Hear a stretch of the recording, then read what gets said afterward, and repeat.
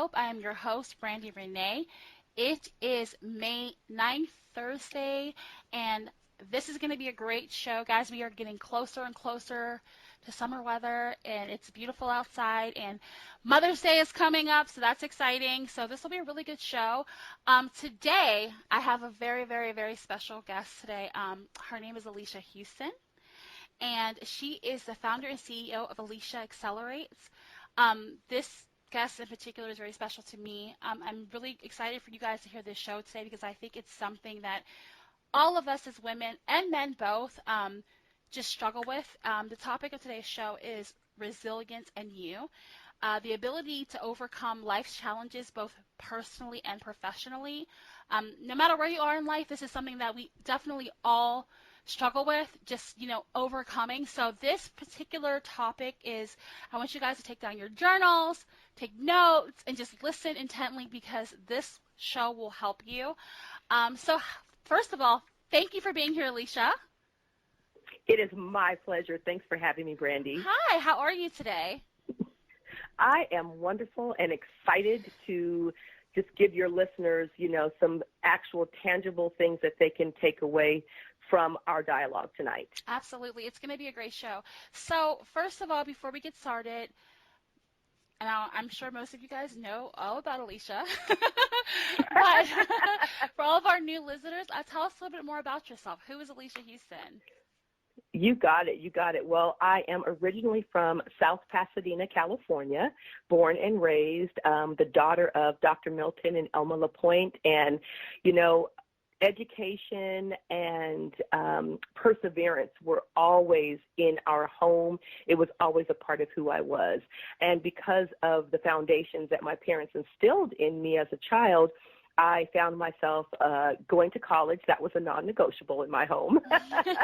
So going to college, and I thought I wanted to be a physician, when I went to college, because I knew I had this deep desire to help people, to support people, to move them along. And I thought that being the physician was going to be the avenue I took. And so with that, I study biology. So I have a background in science. I'm a STEM girl.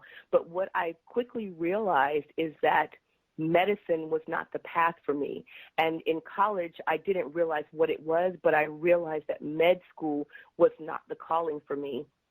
And as a result, I began working in laboratories and working in clinical trial offices and really staying in the arena of science, but really searching for what was my calling. And when I fell upon it, it was something I never would have guessed. And my calling was leadership. And leadership, not in the traditional ways that I believe many of us have experienced it, a totalitarian type of leadership, but a leadership which is a cultivation of not only self, but of really all of those around you and creating a win-win for everyone. So that is Alicia. That is me. And yeah, I have created a lovely life, of course, with ups and downs as well. But that path has really been just truly who Alicia is, and I wouldn't change any piece of it for the life of me. That's incredible. So inspiring. Okay, guys, we're done. That's all we need to hear. Our lives are forever changed. That's all we needed. I love you, Brandy. That's so great. So I know that I know that you work in Neuroleadership. Yes, Could you explain a little bit about what Neuroleadership is? Sure. So when I was running my first biotech company, I started as the COO. I was a co-founder and eventually moved into the CEO position. And leadership, as I said, there were certain pieces of leadership that came naturally, but then, of course, there were certain pieces that I had to cultivate. I didn't have all the answers. And as I was in that role, I began to operate in a way that invited my employees into the conversation. I operated in a way that would empower their leadership. I operated in a way that let them know I truly cared for them, because I did. I really, really did. And close to the end of that journey, I just there are no coincidences, I'll say. Mm-hmm. I really had a passion for science, as I said previously, and the brain, really, neuroscience was really my passion. And I came upon an opportunity that really focused on applying neuroscience to leadership development and management. Mm. And it was awesome. I was like, okay, this cannot be real. So I began to really look into it and educate myself a little bit more about neuroleadership and how it really, it had the metrics to show how it can improve leadership practices and change management, how it stimulates innovation and creativity, and how it increased employee engagement. And as I began to look more into it, I realized some of the practices that I was deploying in my current position were in line with neuroleadership. So I started just studying, and I made a decision that I was going to become a certified coach and consultant in neuroleadership. And so that's what I did after I actually sold my previous business. I decided I wanted to go into being a neuroleader really full time. Mm-hmm. And so since I did that and became certified, it has been phenomenal to see the change management that has been happening within just different environments where I am a coach and or a consultant, mm-hmm. and how as we garner a deeper understanding for our behaviors and how our brain works, how we can then begin to train our brain and create beyond our wildest imagination. So wow. That's what neuroleadership is. It's so cool. It's very, I had never heard of it before, but it just makes so much sense.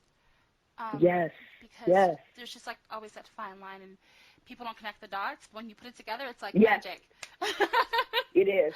It really is, because as we gain a deeper understanding, we then begin to understand how the most valuable and amazing technology ever created, your brain, operates. Everything we have in this world, our homes, our TVs, our computers, all of that came from someone's mind, their mm-hmm. innovation within. So as we begin to have a deeper understanding, we can do nothing but innovate even to another level. Absolutely. That is a beautiful way of putting that. Yeah. And I know you've spoken about like science being your passion and leadership being your passion, but yes. When it comes to those are, the practical things, what is it, what's your passion really behind what you do? Like what drive, like I know for me personally, like just your friendship has been amazing, and just like your leadership and, your discipline, like all of that. What is the passion behind wanting to see people elevate? Thank you for that. You're welcome. This is a great question, because I actually asked myself this question early this year, like in January of 2019. Mm-hmm. Alicia, why do you do what you do? Mm-hmm. And, I had to sit with it for a little bit. And you know why? I do it for those that come behind me. Mm-hmm. I do it for those who don't think something is possible. It's not for me. It's for my children. It's for the children of other people's children. It's for legacy. It's for lifting one another up. I truly have a passion, a true, deep passion of seeing people succeed in their destiny. Mm-hmm. And I realized that there were times that I was even more committed to other people's destiny realization than they were. But I truly have a deep desire. It is just something that is, I would say, just was born in my spirit, to see people realize and manifest their deepest desires, because I believe that what has been placed upon your heart mm-hmm. is for you, that the vision is for you, and it's for you to bring forth. Now, the beautiful thing is you can choose yes or you can choose no. Right. But that is, I realized for myself that people told me I could not do certain things. Some people never thought that my biotech company, that I could do that, mm-hmm. Let alone be the CEO, grow it to multi-million dollars, and then have the ability to have that business acquired. Right. those things, that's my passion, because I am just like anyone else. I have no superpowers. I'm not Wonder Woman. Well, I kind of am, but we won't tell anybody my secret. But just I was really gonna say. that passion to help people realize that you can attain what you desire with some discipline, with some strategy, and with some structure, and with a community of people who also are aligned with your vision. You don't need a community of 100. You can have a community of 5, because we cannot create success in a silo. It just doesn't happen. But you have to align with the right people. And that is why I'm so passionate. It's because of what this world needs, each one of the gifts that is hidden within us, and we must be the author of that gift and the one who shares it with the world. So I am passionate about helping others realize their gifts and then bringing that gift out of them so that the world is the recipient of their special talents. Got it. Wow. That's your passion. And that, you know what? Thank you so much for explaining that, because a lot of people, they don't really understand how someone could be so driven to help other people. They don't understand where that comes from. But you've explained that beautifully, which kind of segues me into my next question. Resilience. Resilience is the topic of today's show. And based on everything that you just said, what is your definition of resilience? So my definition of resilience is the ability to bounce back quickly from difficult situations. And it really, you bounce back by really tapping into that mental toughness that you have created in your mind. And because, let me be clear, the most difficult experience I've ever had in my life was the loss of my mother to cancer. So I know resilience. I know what it takes to bounce back. I owned my biotech company at that time. And, I recall very deeply, very vividly, driving in the car after my mom's service and looking around and seeing how the world continues to move. The world stops for no one. And I realized, I said, I have a choice. I can, I am, of course, grieving. I am missing my mother. There is no doubt about that. That was a very difficult time. But you can't stay in the difficulty. You can't stay in the sadness. You do grieve, and then you have other moments of grieving along the way. But you have to understand that what you're here to do on this earth, we all only have so much time. My mom's transition actually was a reminder for me that we all are given a certain amount of time on this earth for which we do not know the answer to, how long that will be. So when we do get met with circumstances, sick loved ones, sick ourselves, the loss of someone, that's the ultimate, I think, piece that can be devastating. You have got to call in a mental toughness and a bounce back so you don't stay in the valley, because then the valley can really be your demise as well, and you can find yourself spiraling and in a place where you're of no good to anyone.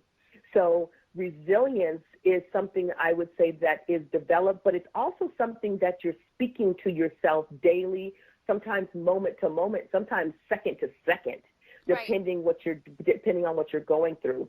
So resilience is cultivated. Now, some of us may have a little bit more that just kind of was a gift, from a young age, but it still must be cultivated and strengthened, because as you grow, you will increase your mental toughness. You will increase your ability to bounce back so it doesn't take as long, so that when you're in business or when you're, anything you're doing in life, that you're meeting that brick wall, you're like, okay, so that's a brick wall. I'm just about to bounce off that brick wall, and then I'm going to go over it or around it, because this brick wall is not that big. It's just right in front of me. So understanding that there is a different way to look at things, and that resilience and that mental toughness allows you to not stay in the valley. Because, listen, there are a lot of bad things happening in this world, and there are a lot of bad things happening every day. So I'm very careful what I allow into my space, even as far as the news, even as far as what I listen to, even as far as what I look at, even on social media. Yes. I'm very careful to guard my gates. You know, you got to guard your gates, because what goes in will come out.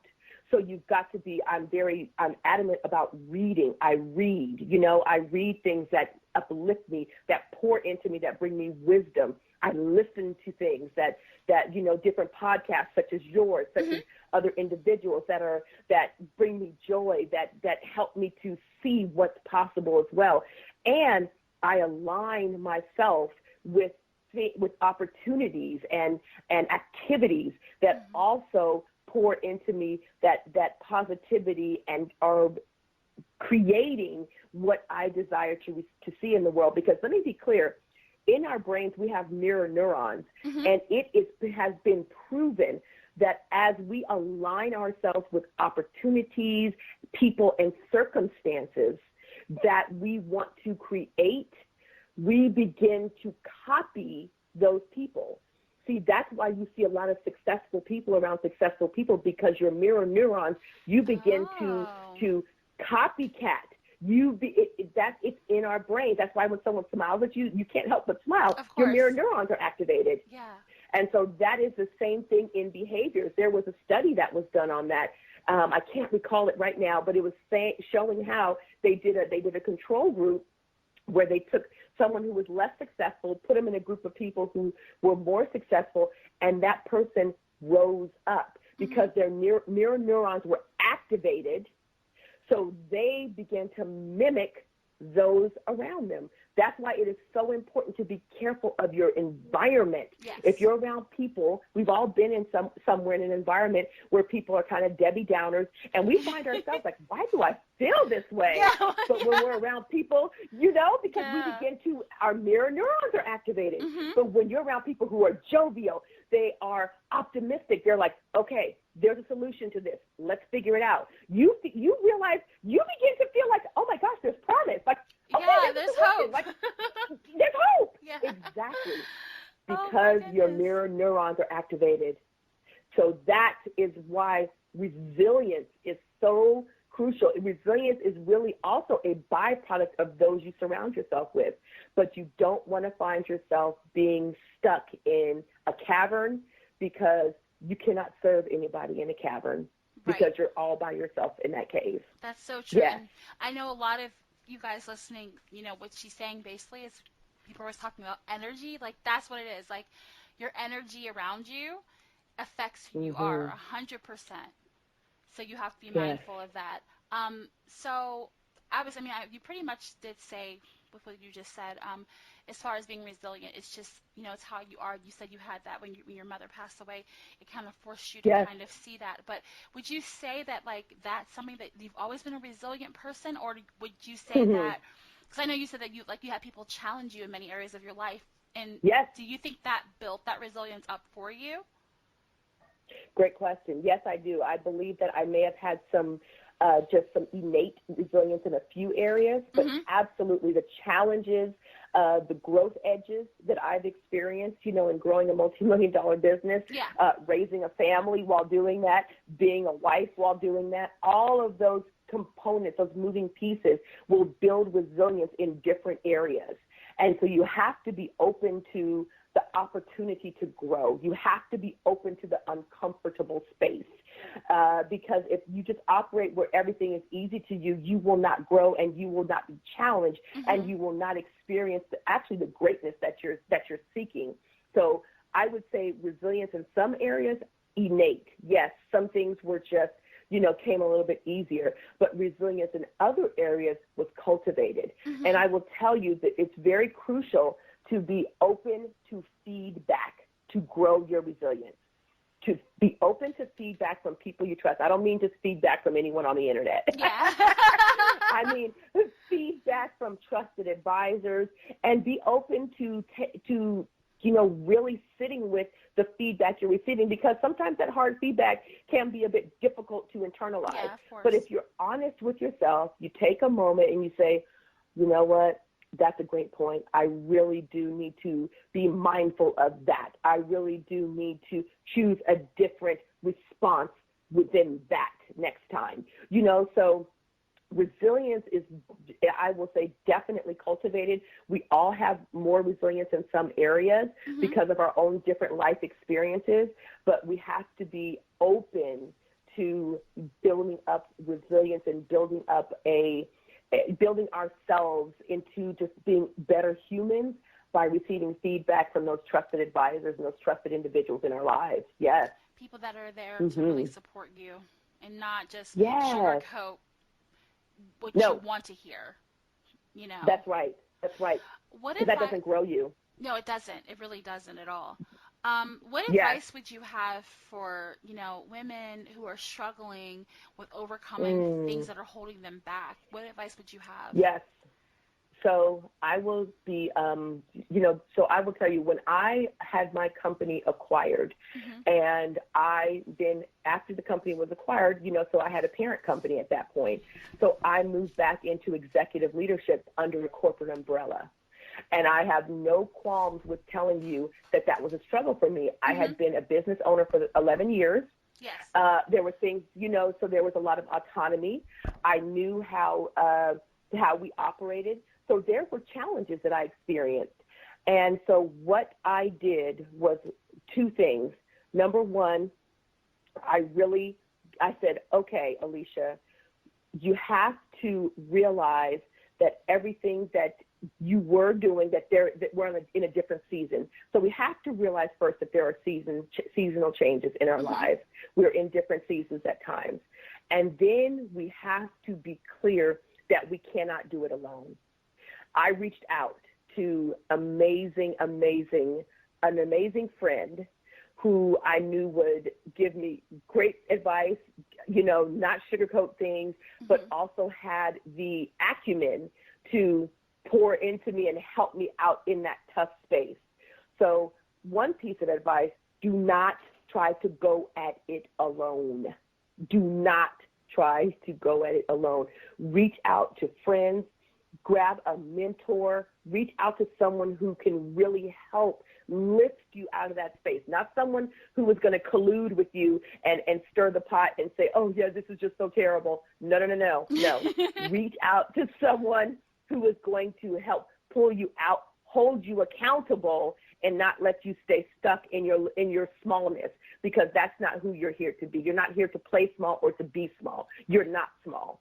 So get a mentor or a friend that can pull you out, that is operating at a higher level than you, that you respect, and is going to be able to be that person for you. So that's number one. Definitely do that. Number two, change your environment. So if you find yourself feeling, let's say you're in an office and you're in a job, that you're like, okay, right now I have to be in this job. I want you to change your environment, meaning don't just sit behind that desk. When you have a break, don't just sit in the break room.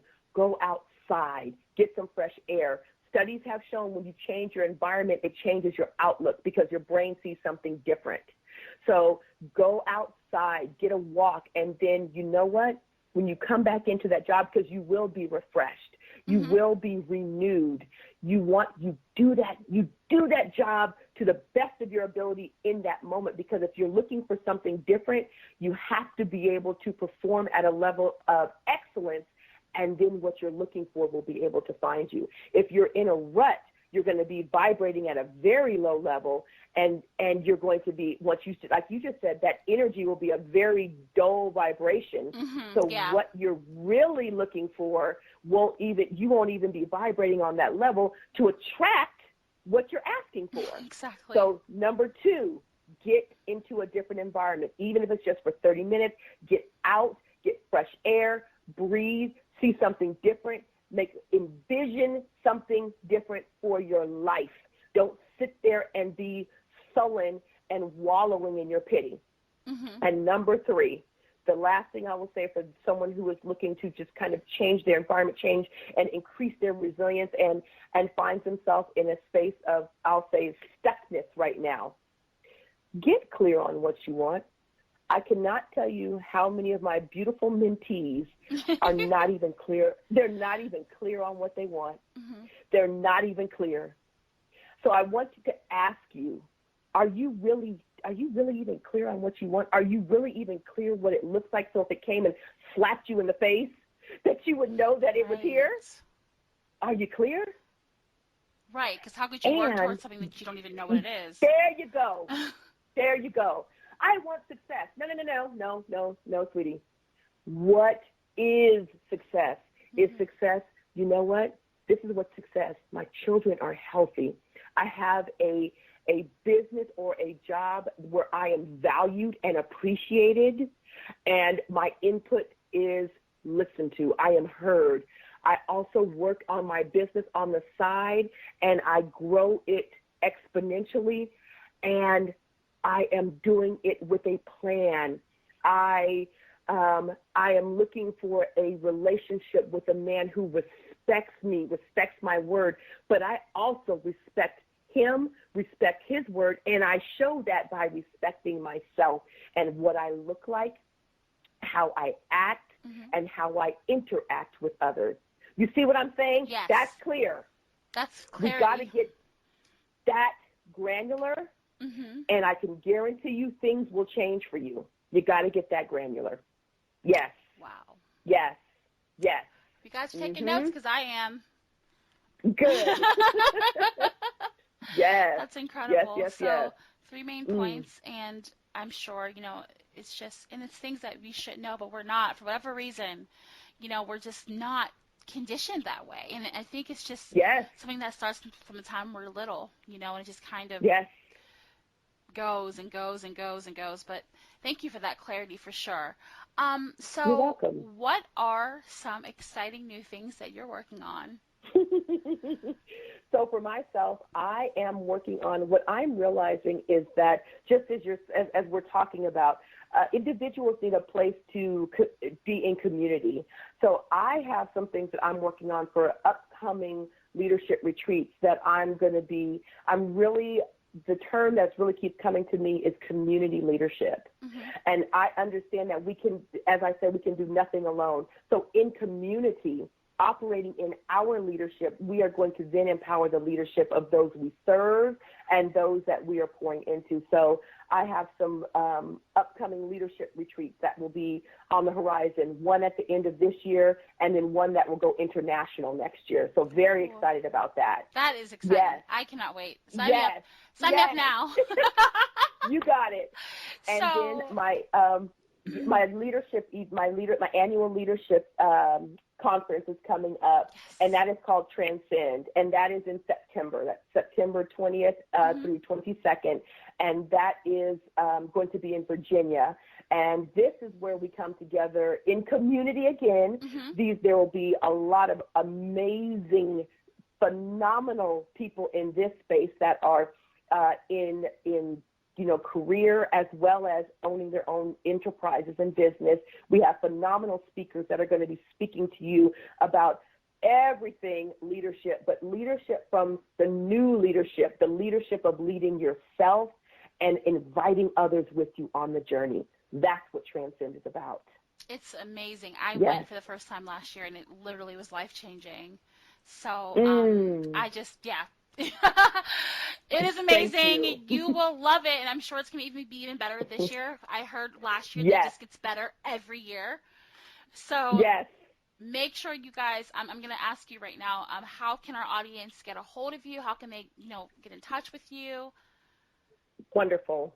My handle on every social media outlet, Facebook, Twitter, LinkedIn, and IG is Alycia, Alycia, Houston, Huston. Feel free to drop me a direct message on any of those outlets, and I will respond. I do manage my own social media. Good. As you should. It's so important. And Transcend tickets are on sale now? Yes, they are, okay. And you can get those at IamTranscend.com. They are on sale now. We are in the early bird, so grab your ticket now. You can go on the website. You'll see everything that is included, and I guarantee you, you want to be in this room. Yes. Yes, you do. Trust me. Yes. You want to be in that room. Yes. I can speak from Absolutely. experience. Well, thank you so much. That was so filling, and that was so much information. It's to me, it's like never enough from you, but um, that was amazing. Thank you so much for sharing that. You guys, like I said, this show, resilience. I know I see a lot of people. I know a lot of people who are listening are new entrepreneurs or people going back into the workforce or new mothers, whatever it is. I mean, resilience can apply to any part of your life, and I just really think that it's important. All of those things mentioned can apply to no matter what part it is. That if you're just trying to find out who you are and find your place, you have to know yourself first. And I Yes. appreciate all of your advice today. Thank you so much for joining us. It was a special treat. Thank you. Thank you for having me. You're welcome. And to everybody else, just tune in next week. We're going to have another great show. This show seems to be going great. Just make sure you're sharing the link to our broadcast and you're following Health.Beauty.Hope on all of social media just for posts. I will be doing blog articles on the interviews as well. That's coming very soon. So, again, Alicia, thank you for coming out and talking to us today. And guys, thank you so much for listening. Everybody have a great night, and I will talk to you very soon. Thank you. Bye. Bye-bye. Thank you.